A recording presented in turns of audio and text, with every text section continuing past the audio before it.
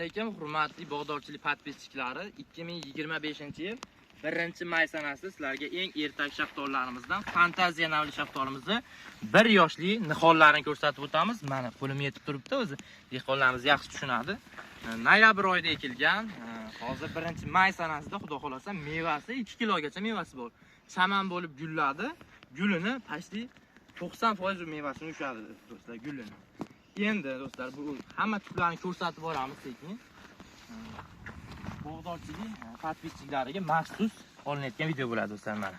1 yoshlik xudo xolasa nihollarimiz hali mana 1 metr ham bo'lgani yo'q. Bulardan hali umuman meva kutganimiz yo'q edi birinchi yilga. Lekin mevasi bor do'stlar mana. 2 kilo meva beradimi do'stlar? O'zdan bitta baho beringlarchi. 1 yoshli noyabrda ekilgan. Issiq hududga ertaki shaftolilarimizdan tavsiya beramiz. Kapennissa bilan suv yo'q paytda kapennissa bilan artizandan foydalanib sug'orilgan do'stlar. Hammasida mevasi bor do'stlar. 2 kilo hammasida. Birorta sik oz yoki olmagan tupi yo'q. Do'stlar, mana o'zdan bitta baho beringlar. Mashalloh, juda chiroyli holatda. Kapennissa bilan juda zo'r sug'orilyapti.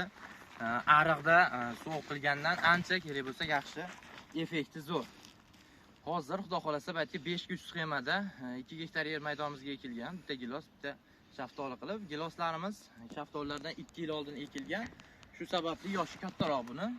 Valavoy sersa bilan skina gilos chaynash uchun ekilgan do'stlar. Bunisi valavoy sersa. Bu yil gullab, lekin gulini to'kib yubordi.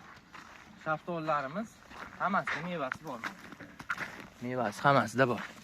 Bunisi gilosimiz turetskiy gilos, skina gilos. Bu ham 3-yilga ketyapti. Meva hali deyarli yo'q. Bu ham endi yana yillardan meva ekiladi. Shaftolilarimiz shu holatda. Endi hurmatli podpischilar, 2 gektar yer maydonimizga ekilgan kuz oyida shaftolimiz Fantaziya eng ertagi. Buni ekishdan maqsad eng issiq joylarga tavsiya beramiz. Erta pishadi. Hozir 1-may sanasida shu holatda bo'lib turibdi. 20 kunda pishadi bu. Chiroyli narxlari o'tgan yillar 40 ming, 50 ming bo'lgan edi. Bu yil xudo xolasa pishganda yana katta video qilib qo'yamiz.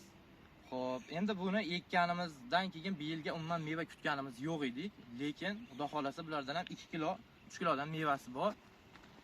Xo'p, buni endi 2000 ta dona ekkan bo'lsak ham, buni o'rtacha 15 ming, 20 mingdan olganingizdan keyin o'zingizga rasxod bo'ladi, boshqa bo'ladi.